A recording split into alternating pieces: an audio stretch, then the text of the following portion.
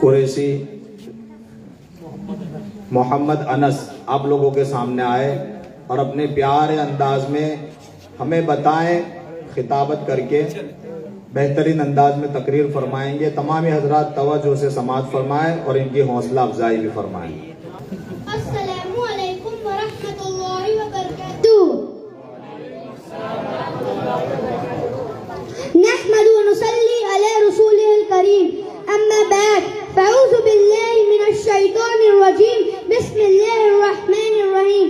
قد جاءکم من اللہ نور وکتاب مبین، صدق اللہ العظیم، ونحن علی ذلک من الشہیدین والشاکرین، والحمد للہ رب العالمین۔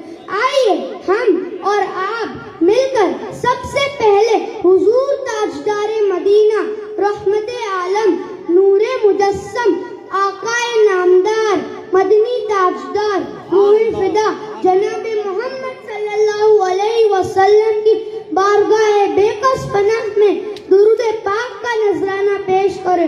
اللہم صلی علی سیدنا مولانا محمد وعلی آل سیدنا مولانا محمد وبارک وسلم۔ الصلاۃ والسلام علیک یا رسول اللہ یا حبیب اللہ صلی اللہ تعالی علیہ وسلم۔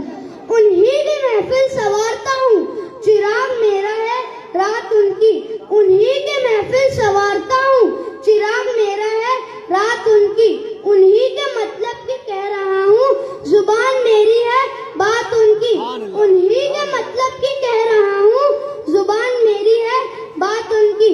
محترم حضرات، معزز ماں اور بہنوں، اللہ تعالیٰ کا ارشاد گرامی ہے، بے شک اللہ کی ہی طرف سے تمہارے پاس نور آیا اور روشن کتاب۔ مفسرین کریم فرماتے ہیں کہ اس آیت کریمہ میں نور سے مراد ہمارے پیارے نبی صلی اللہ تعالی علیہ وسلم کی ذات پاک ہے، اور کتاب سے مراد قرآن عظیم ہے۔ یہاں پر یہ بات ذہن میں محفوظ کر لینے کے قابل ہے، آیت کریمہ میں نور کا ذکر پہلے اور قرآن کا ذکر بعد میں ہے۔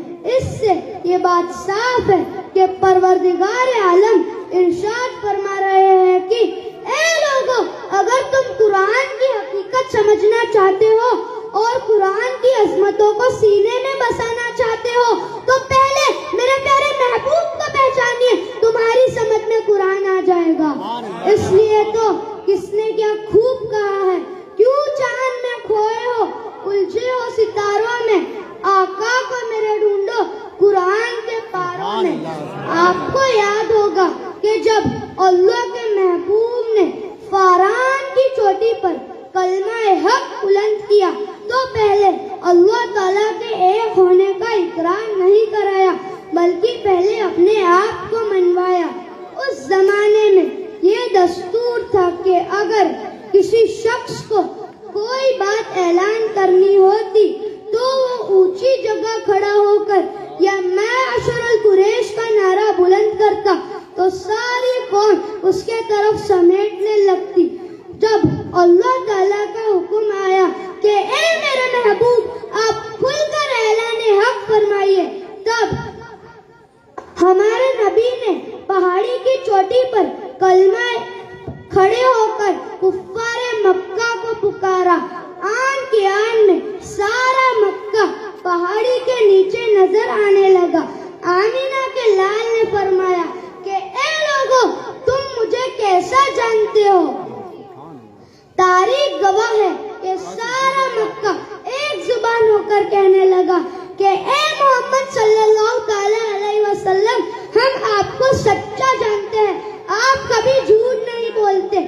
میرے آقا نے دیکھا کہ جب سارے کفار مکہ نے ایک ساتھ میری سچائی کو تسلیم کر لیا ہے تو آپ نے دوسرا سوال پوچھا کہ اگر میں تم سے کہوں کہ پہاڑی کے دوسرے طرف ایک لشکر ہے جو تم پر حملہ کرنا چاہتا ہے تو کیا تم میری بات یقین کرو گے؟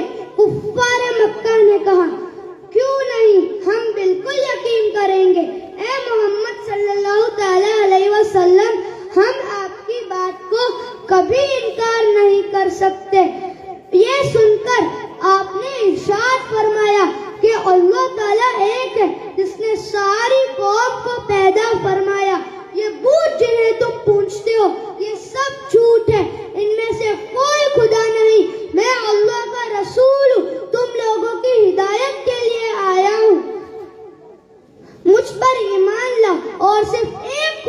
عبادت کرو. اس طرح سے میرے آقا نے لاکھوں مصیبتیں اٹھا کر بھوکا پیاسا اور فاقہ کاشی سب کچھ برداشت کر کے دین اسلام کو پھیلایا. اس لیے 1450 سال کا طویل عرصہ ہونے کے بعد بھی نبی کا نام زندہ ہے اور نبی کے نام لیوا بھی زندہ ہے اور نبی بھی زندہ ہے. اس لیے تو انشاءاللہ تاہم قیامت تک نبی کے نام پر جشن مناتے رہیں گے. اعلیٰ حضرت نے کیا خوب فرمایا, کیوں چمک تجھ سے پاتے ہیں سب پانے والے, میرا دل بھی چمکا دے چمکانے والے. تو زندہ ہے واللہ, تو زندہ ہے واللہ, میری چشم عالم سے چھپ جانے والے. وَمَا عَلَيْنَا إِلَّا الْبَلَغُ الْمُبِينُ. میں اسی وقت میری تقریر ختم کرتا ہوں. اللہ تعالی میری تقریر پر عمل کرنے کی توفیق عطا فرمائے. السلام علیکم ورحمۃ اللہ وبرکاتہ.